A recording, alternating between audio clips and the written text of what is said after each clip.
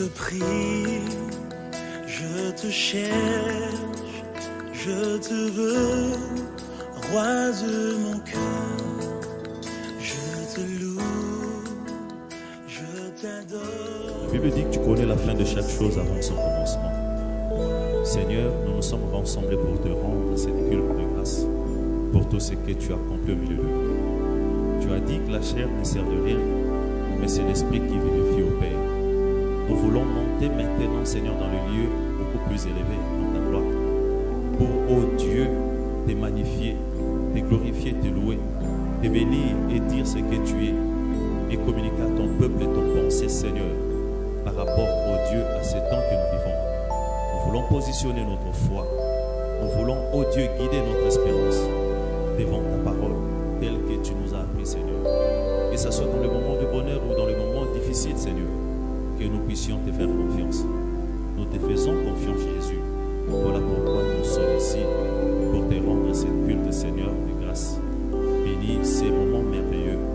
Bénis tes serviteurs ainsi que tes servantes. Remplis-les de vie, de grâce et d'inspiration, Seigneur, afin que tout ce qui se fera en ces lieux puisse, ô Dieu, se faire pour ton honneur et ta gloire. Nous avons ainsi prié au nom de Jésus. Amen. Musongi jishalana ubeyi kumiriani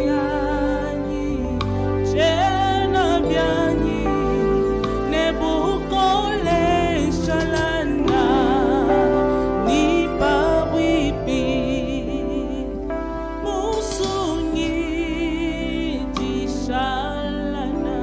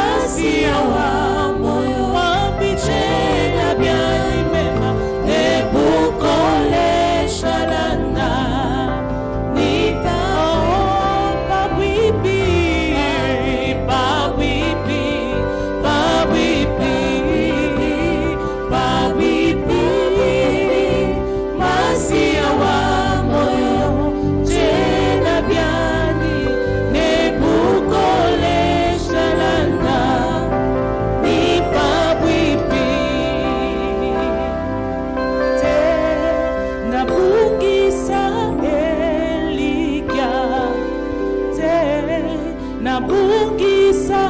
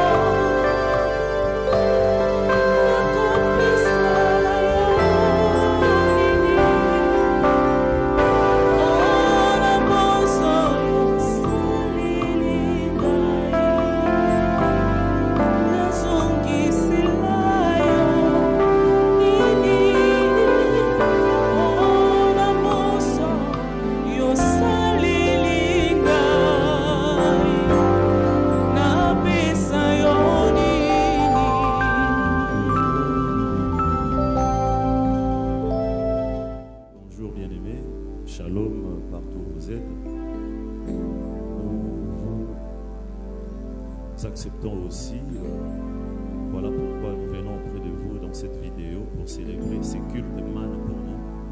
Pourquoi nous appelons ça le culte manne? Parce que nous croyons que c'est chaque jour que le Seigneur est en train de faire descendre au milieu de nous quelque chose de nouvelle, une nouvelle chose. Parce que Israël, quand ils ont quitté l'Égypte, ils avaient une vie qu'ils faisaient ou qu'ils pratiquaient.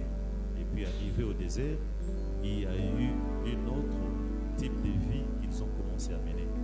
Et pendant que Moïse leur donnait à manger, il est arrivé un certain moment où ils en avaient assez de manger les mêmes choses. Voilà, ils ont demandé à Moïse et Moïse est allé demander à Dieu. C'est comme ça que le Seigneur a commencé à nourrir ses peuples par une nourriture spéciale qui tombait chaque matin et qui devrait seulement être consommée une seule journée. Et puis le lendemain, il y avait aussi un autre manne qui tombait. Alors pour nous, nous disons que pour nous, c'est aussi un culte manne. Pourquoi?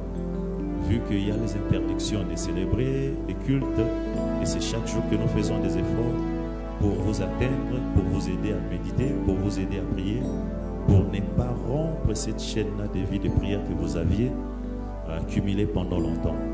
Alors nous voulons, au travers des exhortations, au travers des enseignements, vous fortifier parce que vous entendez tellement de choses qui se disent dans des radios, par des voisins, par des parents, des familles et amis. Et des fois, si tu n'es pas bien assis dans la parole de Dieu, ceci peut facilement t'emporter. Car il est écrit, je crois, dans le livre de Jérémie, ne tremble pas devant eux, si tu trembles, je te ferai trembler. Voilà pourquoi nous voulons vous exhorter, vous armer de courage et de foi, pour que chaque enfant de Dieu sache dans cette période de confinement, dans cette période difficile, dans un temps de faiblesse ou de détresse, quelle est son attitude. Merci encore de nous accepter. Je crois que la gloire de Dieu qui est avec nous fera tous du bien. La fois dernière, nous avons parlé sur la prédestination. On a dit que rien n'est hasard dans ce que le Seigneur fait. Le Seigneur nous a prédestinés avant même la fondation du monde. La Bible dit, ce qu'il a prédestiné, il les a appelés. Ce qu'il a appelés, il les a glorifiés. Ce qu'il a glorifiés, il les a justifiés. Donc nous voyons déjà que la vie d'un enfant de Dieu, dans la parole de Dieu, est déjà prévue. Rien ne peut se faire au hasard. Dieu n'a jamais été surpris, ni par un événement, ni par quoi que ce soit. Tout ce qui se fait, le Seigneur est l'auteur de cela. Car il est écrit, qui peut dire que le malheur arrive dans une cité sans que l'Éternel en soit l'auteur. Dieu est l'auteur de tout ce qui arrive. Puisqu'il est l'auteur de tout ce que nous vivons, nous devons recourir à lui, afin que nous puissions avoir de lui un secours. Car il est écrit, il est le secours qui ne manque jamais au jour de la détresse. Voilà, je voudrais aussi vous orienter dans la parole de Dieu, vous puissiez comprendre et voir comment est-ce que Dieu a prédestiné certaines personnes par rapport à certaines difficultés, à certains combats. Il y a certaines personnes qui paieront le prix, qui vont tomber, mais il y a certaines têtes qui ne tomberont jamais. Ce sont des têtes faites pour résister devant les tentations, devant les épreuves, devant n'importe quelle circonstance.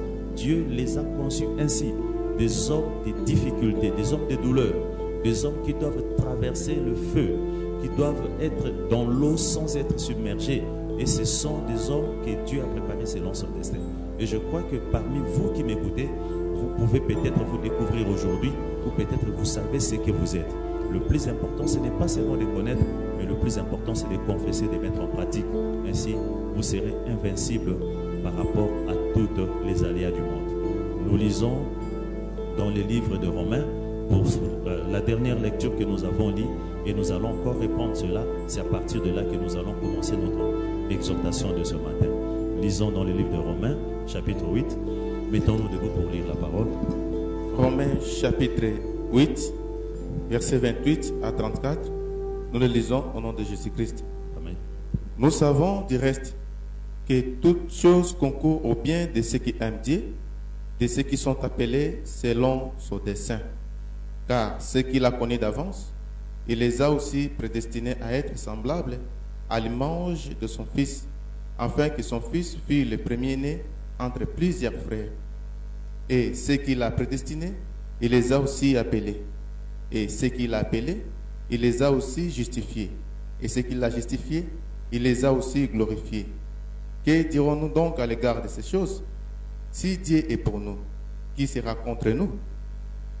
Lui qui n'a point épargné son propre Fils, mais qu'il a livré pour nous tous, comment ne nous donnera-t-il pas aussi toutes choses avec lui?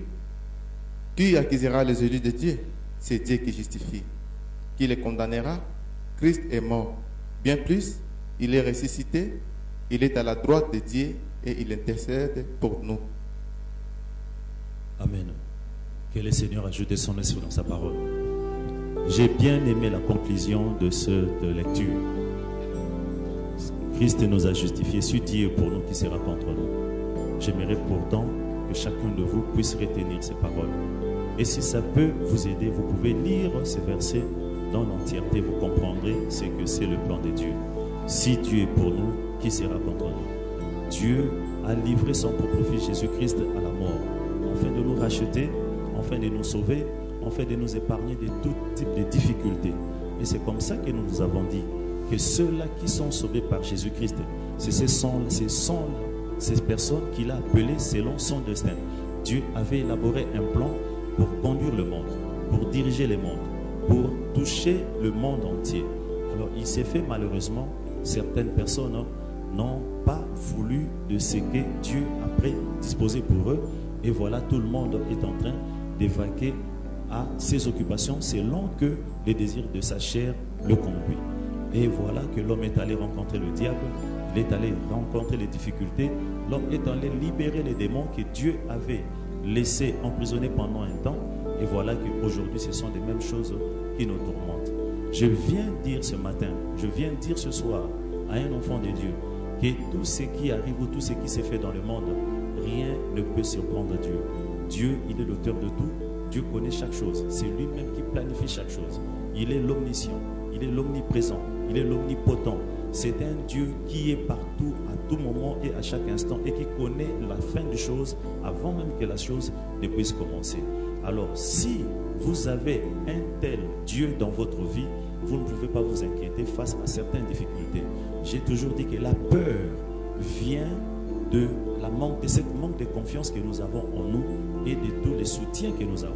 Regardez même dans l'histoire de la nature, on nous enseigne que le petit pays qui font face au grand pays par rapport à la guerre, si vous suivez bien dans l'histoire de ces petits pays, vous verrez qu'il y a une grande main puissante qui sécurise en fait ces petits pays, qui les emmène à vouloir faire la guerre à certaines nations.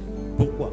Ils ne font pas la guerre parce qu'ils sont forts, mais ils font la guerre à ces grands pays parce qu'ils savent que derrière eux, il y a une grande main qui les sécurise et qui les conduit. C'est cette attitude qui doit guider chaque enfant de Dieu.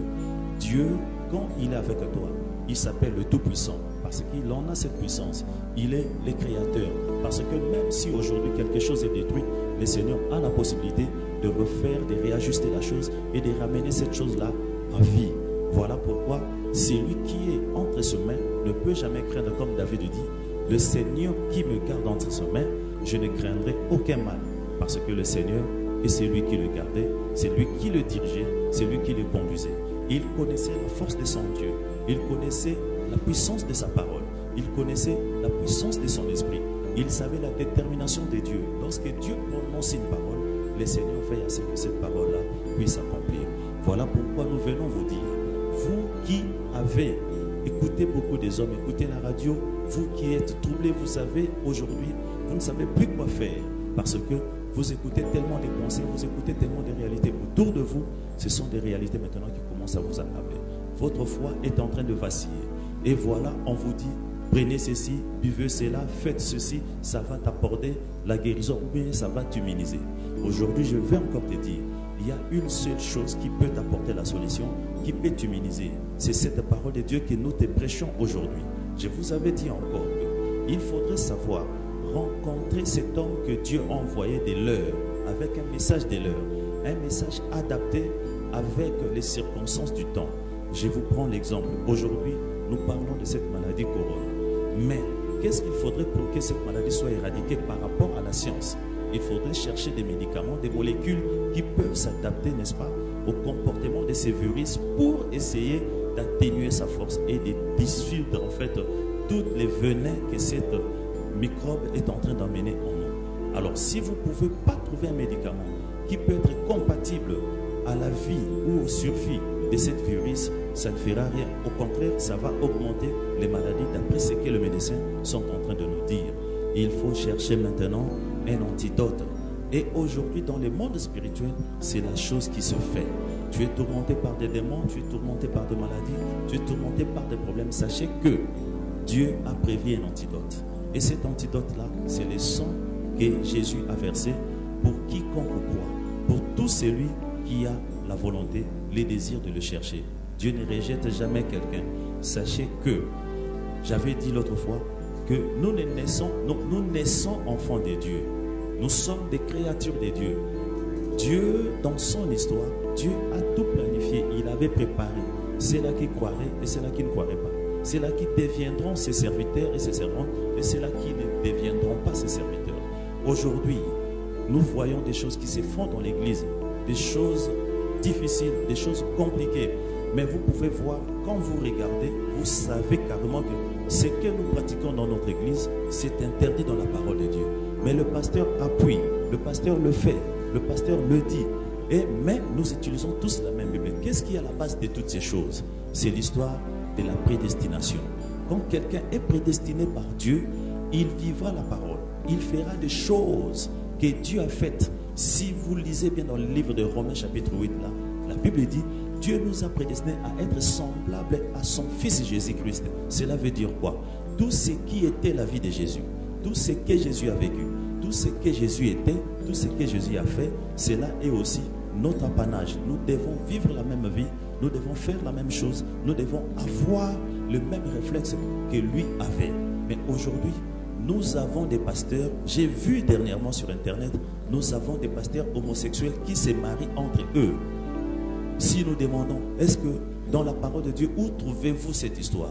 Mais quand nous retournons dans le livre de Romains, dans le premier chapitre, nous voyons où Dieu est en train de condamner toute forme de bestialité, toute forme d'homosexualité. Mais pourquoi tous ces gens-là, ils le font maintenant dans l'église? Et nous avons des églises qui sont dirigées par des homosexuels, des lesbiennes. Nous avons des églises qui sont dirigées par des escrocs, par des aventuriers. Pourquoi? Mais nous citons tous le nom de Jésus. Nous célébrons des cultes et vous verrez carrément des fois ces églises-là. Ils ont beaucoup de moyens, ils ont beaucoup d'argent. Et oui, il est difficile pour celui qui n'a pas été enseigné de comprendre que ce ne sont pas des églises qui sont conduites par l'Esprit de Dieu, qui ne remplissent pas les critères de la parole. Toute écriture est censée nous enseigner, nous corriger, nous convaincre comme il est écrit. Mais voilà, aujourd'hui, nous avons des gens qui acceptent d'être pasteurs, qui acceptent d'être des fidèles, qui acceptent d'être des ouvriers dans les champs de Dieu. Mais quand nous regardons la vie qu'ils mènent, vous avez vraiment de la peine à croire réellement que celui-là, il est semblable à Jésus-Christ. Comme la Bible le dit, Dieu nous a prédestinés d'être semblables à son Fils. Tout ce que Jésus était, tout ce qu'il a fait, c'est ce que nous sommes censés produire dans l'église de Dieu. Voilà, frère. En Dieu, il n'y a point de l'injustice. Mais vous devrez savoir, certaines choses arrivent parce que ça reflète l'image ou la sémence qui est dans l'individu. Si quelqu'un a été prédestiné pour la mort, combien même qu'il peut venir prier, combien même qu'ils peuvent tout faire, combien même qu'ils peuvent témoigner, il peut donner l'argent, mais la sémence de la mort finira par le rattraper. Mais celui qui est né de Dieu, la Bible dit, celui qui est né de Dieu ne pêche point. Pourquoi? Parce que depuis la fondation du monde, il est cette sémence-là prédestinée par Dieu pour vivre le bien, pour chercher la face de Dieu. Voilà pourquoi je t'exhorte, toi, aujourd'hui, tu as parcouru les églises. Comme nous tous, nous avons parcouru les églises.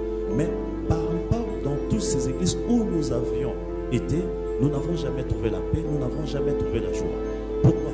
Parce que étant une sémence prédestinée, quand tu arrives dans un endroit où le pasteur ou le serviteur de Dieu sont incapables de nourrir cette sémence-là prédestinée, tu ne trouveras pas ta place. Tu seras toujours agité jusqu'à ce que tu finisses par quitter cet endroit, tu ailles rencontrer le lieu où cette sémence-là pourra germer.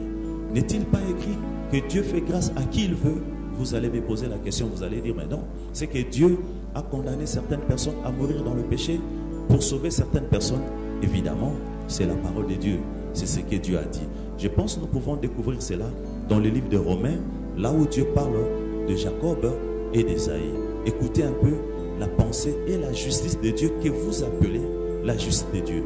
La justice de Dieu n'est pas comme la justice de l'homme. La Bible dit, vos pensées ne sont pas mes pensées, vos voix ne sont pas mes voix. Dieu a sa manière de faire, Dieu a sa manière de conduire son peuple. Regardez un peu ce que c'est la justice de Dieu dans ces livres de Romains. Romains chapitre 9, versets 13 à 17. J'ai aimé Jacob et j'ai haï Ésaü. Que dirons-nous donc? Y a-t-il en Dieu de l'injustice? Loin de là. Car il dit à Moïse, je ferai miséricorde à qui j'ai fait miséricorde, et j'aurai compassion de qui j'ai compassion. Ainsi donc, cela ne dépend ni de celui qui veut, ni de celui qui court, mais de Dieu qui fait miséricorde. Car l'Écriture dit à Pharaon, je t'ai suscité à dessein pour montrer en toi ma puissance, et afin que mon nom soit publié par toute la terre. Voilà, peuple de Dieu. Si nous avons suivi attentivement ces lectures, nous allons comprendre réellement que c'est l'histoire de la prédestination. Ce n'est pas par rapport tel a mérité ou tel n'a pas mérité. Non, nous sommes nés tous enfants. Nous ne connaissions jamais le bien et le mal. Mais à partir de là, le destin de tout un chacun est tracé. Dieu vient de dire ici que j'ai aimé Jacob, j'ai haï Ésaïe. Je te pose la question. Dis-moi le péché que Ésaü a commis pour que le Seigneur puisse l'haïr. Il n'était qu'un enfant dans le sein de sa maman. Jacob était un enfant dans le sein de sa mère. Dis-moi, qu'est-ce que Jacob avait fait pour que le Seigneur puisse le choisir? Non, Dieu c'est lui-même le metteur en scène. Il fait ce qu'il veut. Il dit, je veux voir Jacob dominer sur Ésaïe. Il dit, en Dieu, il n'y a pas de l'injustice. Mais Dieu fait grâce à qui il veut et il condamne qui il veut. Voilà, même pour cette maladie, cette difficulté que tu traverses, je pense qu'il est beaucoup plus important pour toi de connaître un peu comment est-ce que Dieu fonctionne. Si tu sais comment est-ce que Dieu fonctionne, je pense que tu pourras prendre une bonne position. Ainsi, tu entreras dans les desseins de Dieu tracés pour ta vie. Oui, nous n'atteignons pas les desseins de Dieu par des cris, par des parler en langue ou par des sauter ou par des gênes. Nous atteignons le destin de Dieu lorsque nous rencontrons la parole de l'heure. La parole qui est donnée pour ton temps.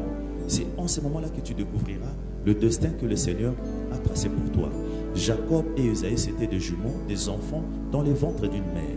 Et à un certain moment, la maman a senti qu'il y avait vraiment du bruit dans les ventres et il est allé consulter les prophètes. Le prophète dit, dans ton ventre, il y a deux nations qui se battent. Mais sachez que le plus petit, quand ils sortiront, il va assujettir le grand frère. Pourquoi le petit doit dominer sur son grand frère? Eh bien, personne ne peut répondre à cette question. C'est Dieu seul. Il dit, moi je veux que le petit domine le grand frère. J'ai tracé leur destin. Frère, peu importe les études que Jacob pouvait faire, peu importe ce que Jacob pouvait accomplir, peu importe ce que Jacob pouvait aller dans les montagnes gêner et prier, tout cela c'est une histoire tracée d'avance par le Seigneur. C'est Dieu qui a prévu cela. Ce n'est ni par la sanctification, ce n'est ni par la prière de Jacob, ce n'est ni par ses offrandes de sacrifice que Jacob pouvait devenir, que Ésaü pouvait devenir agréable à Dieu. Jamais, du tout. Parce que ça vient de la volonté de Dieu. Il donne à chacun le visage qu'il veut. Il donne à chacun le sexe qu'il veut. Il donne à chacun le nombre des années qu'il doit vivre. Il donne à chacun le nombre d'années qu'il doit mourir. C'est Dieu qui choisit cela. Et Dieu, il laisse la maladie venir, il laisse les difficultés venir. Pourquoi? Il le fait dans sa souveraineté. Frère, le seul lieu de refuge maintenant, c'est d'aller se cacher dans la parole de Dieu. C'est d'aller se cacher dans la volonté parfaite de Dieu. C'est de chercher à connaître ce que Dieu veut pour ton temps et pour ton âge. Jacob a fait des efforts pour être un enfant discipliné, obéissant. Il a obéi à ses parents. Contrairement, Ésaü a obéi à ses parents, contrairement à ce que Jacob ne faisait. Jacob, la Bible dit, il était un usurpateur. Il faisait beaucoup de mauvaises choses. Mais Dieu avait choisi seulement ces messieurs-là qui faisaient beaucoup de mauvaises choses. Dieu l'a mis dans le carnet pour qu'il fasse son travail. Mais Ésaü qui ne faisait rien, qui était un garçon modèle, qui obéissait à ses parents, mais voilà que Dieu lui a ravi le droit de naissance. Il est allé donner à Jacob. Et Jacob, il est le père la base même de cette fondation d'Israël. C'est lui qui a donné naissance aux 12 tribus d'Israël. Un usurpateur, frère, qui a été choisi par la volonté de Dieu. Non pas parce qu'il était beau, non pas parce qu'il priait beaucoup, non pas parce qu'il gênait, non pas parce qu'il donnait des offrandes. Mais c'était le choix de Dieu et Dieu voulait que ça se passe ainsi. Voilà l'histoire de la prédestination, frère. Ce n'est pas par l'effort de l'homme. D'ailleurs, la Bible dit, ce n'est ni par la puissance, mais c'est poussé par l'Esprit de Dieu que les hommes ont fait des choses pour la gloire de Dieu. Voilà, je t'exhorte, frère.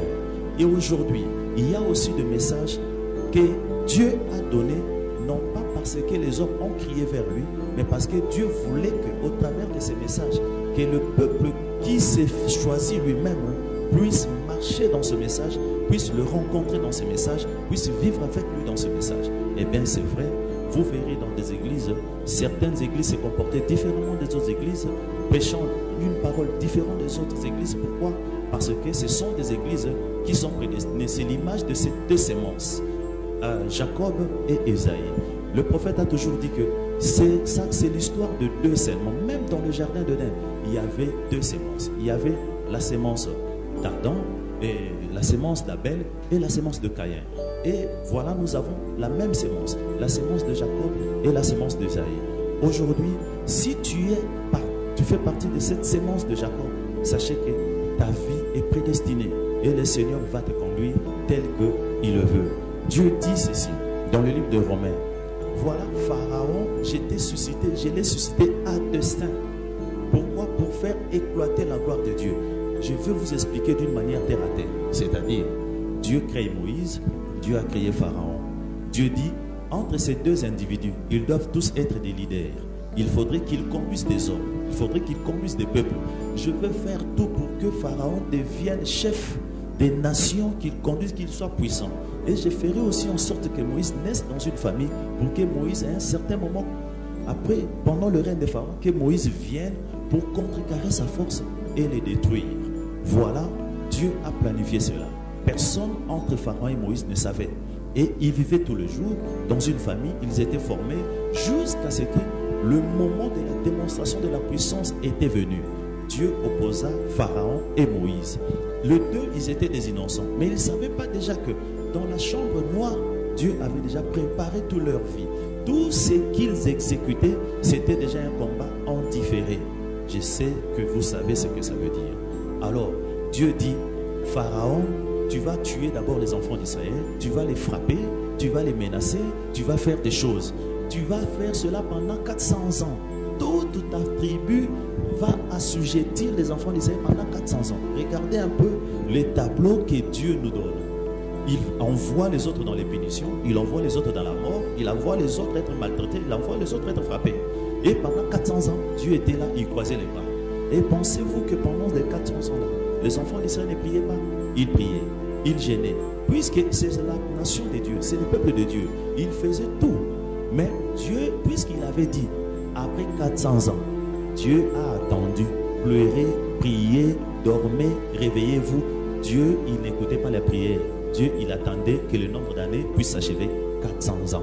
Et quand les 400 ans sont arrivés, et voilà maintenant, Dieu dit, voilà maintenant, j'ai écouté vos prières. Les frères, Dieu pouvait attendre 400 ans pour écouter les prières. J'ai écouté maintenant. Après 400 ans, j'ai écouté maintenant. Je veux t'exhorter, toi qui pries 2 jours, 3 jours, 1 mois, 1 semaine, tu es fatigué. Il y en a qui ont prié pendant 400 ans. Et Dieu a écouté après 400 ans, frère. Dieu aime ceux-là qui persévèrent. Puisque vous persévérez, c'est que vous avez la foi. Puisque vous persévérez, c'est que vous êtes déterminé. Puisque vous persévérez, c'est que vous êtes un homme de confiance. C'est ce que Dieu a dit à Abraham. Abraham a espéré au-delà de toute espérance. C'est ce que Dieu veut de nous, que nous puissions faire le preuve de notre foi. Et après 400 ans, Dieu réveille Moïse. Il dit à Moïse, va maintenant déchoir cet homme. Et Moïse est allé avec un simple bâton, frère. Imaginez-vous, un simple bâton qui peut aller délivrer des milliers de personnes. Qu'est-ce qui se fait? Dieu a rendu Moïse faible pour que, au travers de Moïse, que sa puissance éclate. Et Dieu est allé par le bâton. Dieu a fait sortir tous ces peuples. Oh, gloire à Dieu. Le moment pourvu par Dieu. le moment prévu par lui, tout s'est fait dans les silences. C'est question de la prédestination. On ne force pas. Moïse n'a jamais demandé à Dieu de faire de lui un libérateur. Moïse n'a jamais demandé à Dieu de lui revêtir de puissance ni d'autorité. Tout avait déjà été prédestiné. Et voilà, Dieu, il dit Pharaon, c'est par toi que le monde connaîtra ma force. Je vais t'expliquer encore. Comment est-ce que par Pharaon que le monde doit connaître la force? Lorsque Pharaon avec tout son peuple sera tué. Lorsqu'ils seront submergés, avalés par l'eau, les chars détruits, tout ça. Alors au ciel, Dieu dit, voilà, maintenant je suis content parce que ma force a été démontrée. Regardez, alors vous allez dire, la justice de Dieu, je veux t'informer aujourd'hui, la justice de Dieu n'est pas comme la justice du monde. Quand vous pensez, souvent dans les églises, nous pensons quand on parle de la justice de Dieu, ça veut dire tout doit être équitable. Comme les symboles des magistrats, de la justice du monde, c'est cette balance-là qu'on met. Mais la justice de Dieu n'est pas comme ça. La justice de Dieu, ça veut dire sa volonté.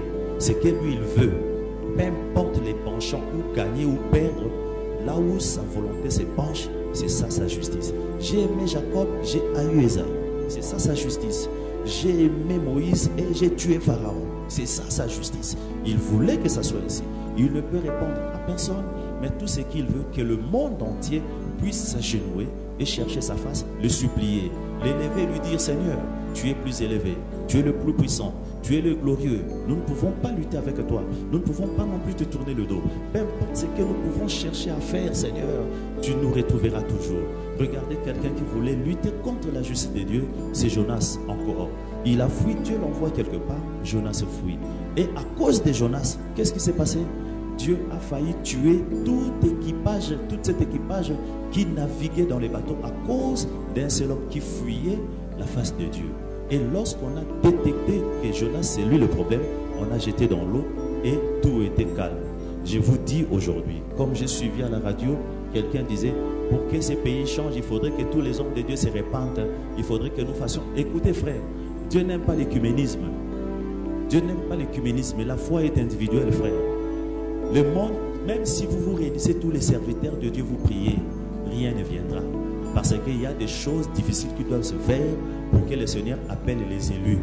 Vous ne pouvez pas, donc quel serviteur de Dieu que vous avez rassemblé, prier pour demander pardon? Parce que les autres ne sont même pas des serviteurs de Dieu. La Bible dit, dans l'église, il y a deux semences. Il y a l'ivraie et les bleus.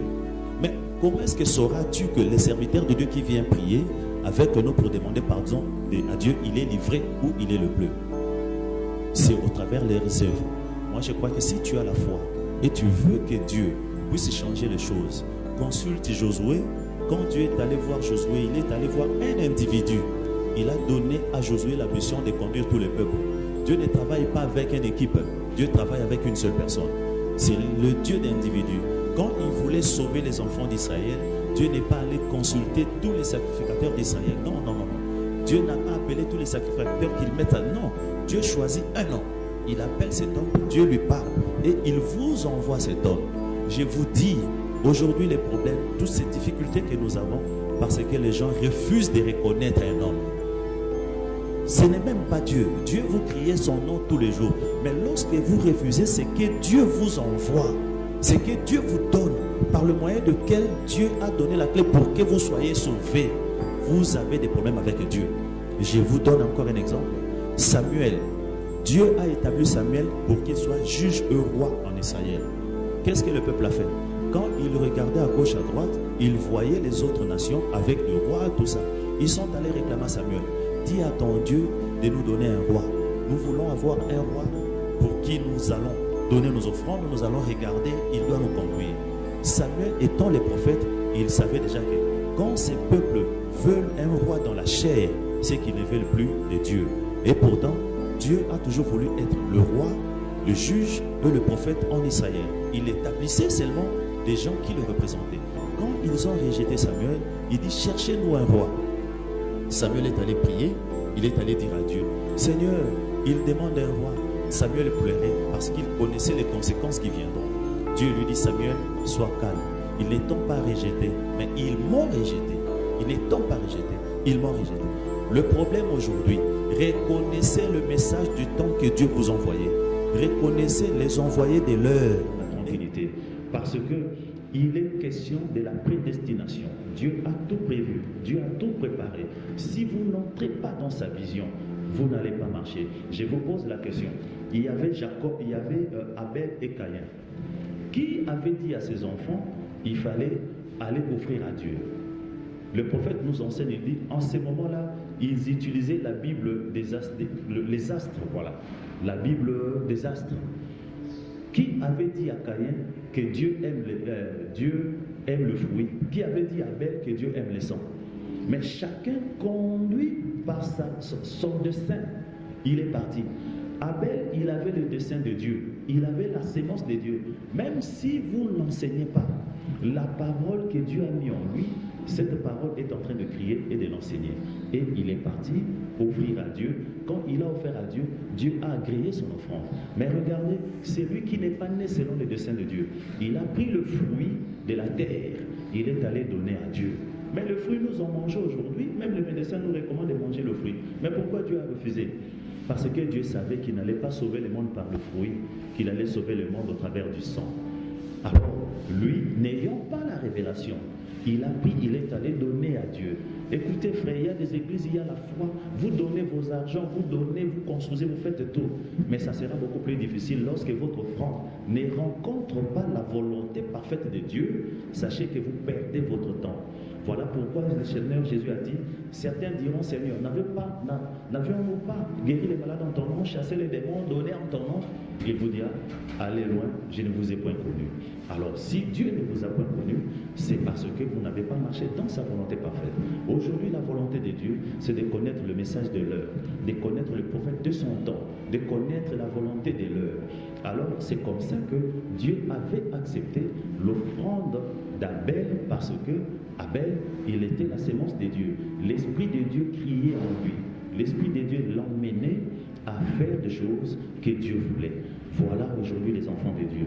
Qu'est-ce que nous pouvons dire? Nous lisons dans les livres de Jean où le Seigneur nous montre comment il y a combien de catégories de gens dans la foi. Nous allons chuter par là. Jean chapitre 6, Oui. verset 64. Mais il en est parmi vous quelques-uns qui ne croient point. Car Jésus savait dès le commencement qui étaient ceux qui ne croyaient point et qui étaient celui qui le détestaient. Voilà. Là, Jésus parlait à ses disciples. Il y avait une discussion qui était enclenchée, ils commençaient à discuter tout ça. Jésus leur dit, il faudrait que vous puissiez boire mon sang, vous puissiez manger ma chair, tout ça. Et ça créait des troubles, blablabla. Les autres se sont fâchés, tout ça. Mais écoutez, Jésus, il dit, la Bible dit, Jésus savait déjà ceux qui croiraient et ceux qui ne croiraient pas. Donc, ce n'est pas avec l'effort humain, ce n'est pas avec la force de la chair, ce n'est pas avec la force de la doctrine.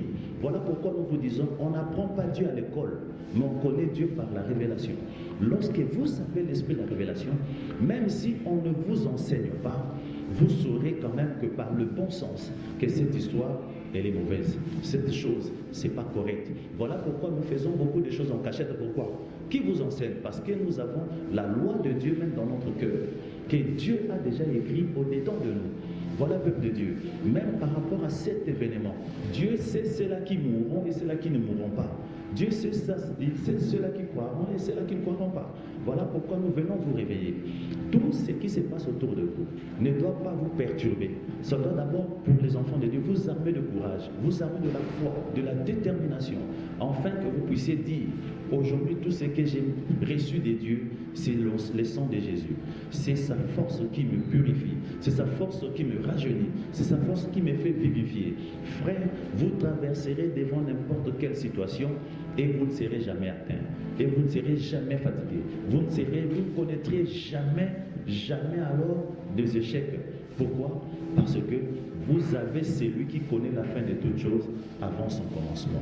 Pourquoi? Parce que vous avez celui qui choisit avant que vous puissiez venir au monde.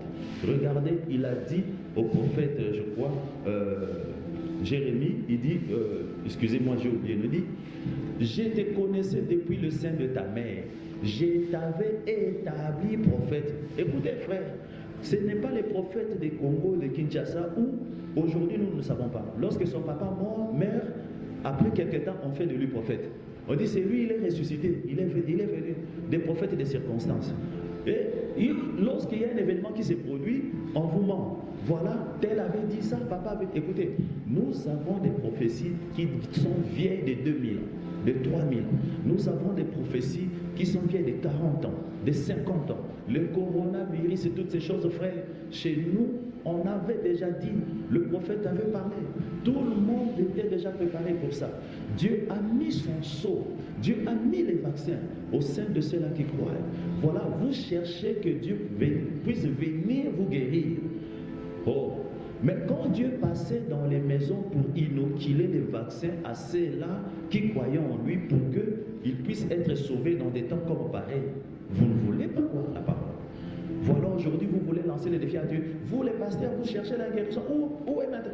Écoutez, quand vous êtes attrapé par une maladie, allez-y. D'ailleurs, il y a 4 jours ici, je viens d'apprendre encore que 4 personnes sont guéries de cette maladie par la prière. Ils sont allés voir le médecin, on leur a dit, soyez confinés à la maison. Ça, c'était en Europe, soyez confinés à la maison. Mais ces gens-là sont restés. On a appelé à Kinshasa les pasteurs. Prière, prière, prière. Et aujourd'hui, l'homme et les enfants, tous sont en bonne santé. Il y a des personnes qui vont être atteintes par sida, par quoi que ce soit. Ils ne mourront pas de sang. Ils ne mourront pas de ça. Moi-même qui vous parle, nous avons vécu des choses et nous vivons des choses avec ça. Il est question de la prédestination. Et ça, voilà pourquoi vous avez fait le mal. Nous avions tous fait le mal. On est parti à gauche, à droite, mais il y avait toujours quelque chose qui nous interpellait. Même aujourd'hui, quand tu fais le mal et que tu ne sens rien dans ton cœur, rien n'est condamné, sache que tu appartiens à l'autre rive. Mais quand tu es un enfant de Dieu, tu peux faire le mal pendant 10 ans. Tu te réveilleras un matin, tu dis, je me hais, je n'aime pas ma chair, je ne me sens pas bien, malgré l'argent, malgré que je mange, malgré que je sors, je m'amuse, je n'ai pas la paix. Pourquoi? Parce que je ne sais pas. Et on ne sait souvent pas expliquer ce qui se passe. Vous verrez quelqu'un commencer à aller chercher les églises, les pasteurs pour trouver la paix. C'est comme un monsieur que j'ai reçu dernièrement. Il m'a dit, je ne sais pas. Rien qu'en entrant dans cette église, j'ai senti la paix parce que ça faisait 5 ans que je ne dormais pas. Ça faisait 5 ans que je ne savais pas. J'ai l'argent, j'ai mangé, tout ça, mais il y avait quelque chose qui ne marchait pas. Mais je ne sais pas. Le fait d'entrer dans l'église, d'écouter ce que j'ai écouté, j'ai compris en fait le besoin de mon cœur. C'était que je puisse fléchir mes genoux devant le Seigneur. Frère, il est question de la prédestination. Ce qu'il a appelé, ce qu'il a prédestiné, il les a appelés. Ce qu'il a appelés, il les a justifiés. Ce qu'il a justifié, il les a glorifiés. Voilà, frère, peu importe ce qui peut arriver, nous avons un Dieu qui marche au-devant de nous. Nous avons un Dieu qui nous interpelle. Nous avons un Dieu qui nous console. Nous avons un Dieu qui proclame la victoire autour de nous. Il dit, qui es-tu, grande montagne devant Zorobabel? Tu seras aplani. Dites à ces petites difficultés qui s'élèvent autour de vous, tu ne représentes rien devant mon Dieu. Tu ne représentes rien devant celui qui est mort à la croix. Tu ne représentes rien. Parce que non seulement il m'a racheté par son sang, mais il a donné sa vie pour moi. Il a tout donné sa vie. Il a donné sa vie. Il ne peut jamais être surpris par quoi que ce soit, ni par quelque chose qui peut dépasser le monde. Ça peut vous dépasser. Voici le temps où les enfants de Dieu doivent relever la tête, car la Bible dit, vous dites que il n'y a pas de médicaments pour guérir telle maladie. Il n'y a pas de médicaments pour faire telle chose. Mais voici ce que je vous donne comme réponse. Ce qui est impossible aux hommes est possible à Dieu. Tout est possible à celui qui croit. Si tu crois, tout est possible. Si tu crois, tout est possible. Nous avons vécu cela. Et un jour j'irai autour de nous et un jour Rapha en nous. Alors, aujourd'hui, reçois cette faveur de la part du Seigneur. Reçois cette guérison. Reçois ce soutien au nom de Jésus. Amen.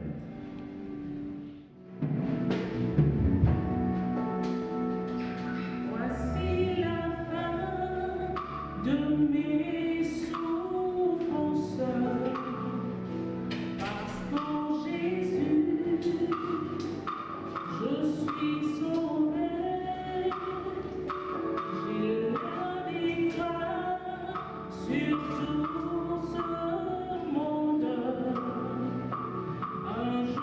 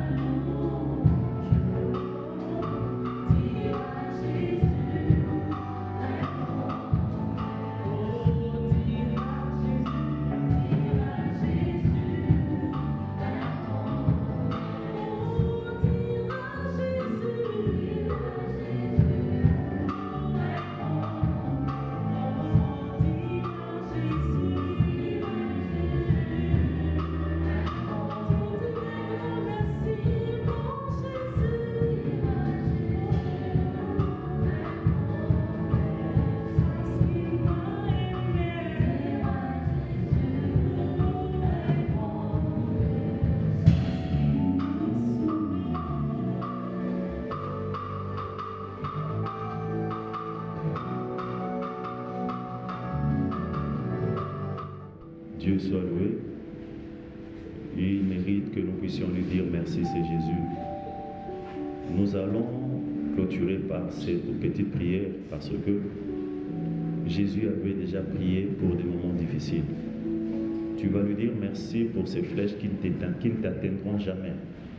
Tu vas lui dire merci pour toutes les maladies qui ne t'atteindront jamais. Tu vas lui dire merci pour cette amas de sécurité qu'il a mis tout autour de toi. Tu vas lui dire merci pour ce sacrifice qu'il a fait. Nous sommes immunisés par lui et nous avons foi en lui. Car Dieu nous a aimés de tout son cœur, d'un amour sincère et d'un amour vrai. Il est le secours qui ne manque jamais au jour de la détresse. Prenez toutes les précautions que vous voulez. Mais la plus grande précaution que vous ne pouvez jamais abandonner avec vous, c'est votre foi que Dieu vous a donnée. Vous traverserez dans les mers, vous ne serez jamais submergés. Vous traverserez des dents de feu, vous ne serez jamais consumés. Et vous passerez au milieu des gens qui, tous qui ont des maladies, vous ne serez jamais atteints. Car c'est son sang qui vous couvre, car c'est son sang qui vous sécurise, car c'est son sang qui vous justifie. Que tu aies un problème de travail, que tu aies un problème dans ton mariage, que tu aies un problème de voyage, que tu as, je ne sais moi, quelle difficulté quelconque, sache que Jésus a tout vaincu pour toi. Il a tout payé, peu importe ce que les hommes peuvent dire. Voilà pourquoi je veux faire ces courtes prières pour que nous puissions sceller cette parole de sa gloire, de sa puissance et que chacun de nous puisse marcher avec assurance. Seigneur Jésus, tu nous as aimés de tout ton cœur, Père. Lorsque Dieu avait constaté le mal qui avait pris de l'ampleur sur la terre, il a cherché qui envoyait, Seigneur. Tous les anges guerriers étaient autour de lui. Tous les anges messagers étaient autour de lui, Seigneur. Mais personne n'a osé lever son doigt pour dire, mais voici, envoie-moi.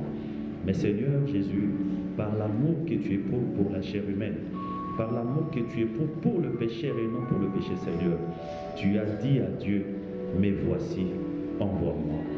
Et aujourd'hui, Seigneur, tu es encore au milieu de nous, Seigneur. J'ai été vu à l'œuvre lorsque le diable complotait, Seigneur, pour te tuer. Dieu t'a épargné en te sécurisant. Les autres ont payé le prix, ils sont morts. Lorsque les pharisiens cherchaient, Seigneur, à te livrer, Seigneur, oh Dieu, tu les as aimés, tu es sorti au milieu d'eux. Même quand ils t'ont pris, Seigneur, pour te mener à la mort, Seigneur, tu t'es laissé aller parce que tu savais que tu étais Dieu et que la vie qui est en toi, nul ne peut l'arracher, Seigneur. Oh Jésus, évidemment, ta parole confirme. Après 3 jours de supplice et de la mort, tu es ressuscité d'entre les morts. Et aujourd'hui, tu es vivant au milieu de nous. Seigneur Jésus, la Bible dit, Dieu nous a prédestinés pour être semblables à son Fils que tu es, pour que toi tu sois le premier-né d'entre tous tes frères. Nous te recevons, Seigneur. Si tu n'as jamais connu la maladie, si tu n'as jamais souffert, Seigneur, je sais que, oh Dieu, nous passerons dans les mêmes voies, sur cette même chemin, Seigneur. Rien ne pourra nous atteindre. S'il y a mon frère et ma soeur qui est atteint par une difficulté quelconque, Seigneur, je sais que ta main n'est pas courte pour sauver. Laisse, Seigneur, qu'ils comprennent, Père, au travers de cet enseignement, la prédestination à disposer toutes choses bonnes et meilleures pour nous, car tu n'as pas un projet de malheur, mais un projet de bonheur pour nous. Je menace maintenant toute forme de désespoir, toute forme d'incrédulité, toute forme de maladie. Je vous chasse. Allez dans le lieu aride, car Jésus vous a vaincu. Nous vous présentons le sang glorieux de Jésus, le sang qui a coulé à la croix, le sang qui a payé le prix, le sang qui a racheté quiconque croit. Seigneur, même celui qui ne croit pas, si tu le guéris et tu le touches, Seigneur, son incrédulité, Seigneur, fuira loin.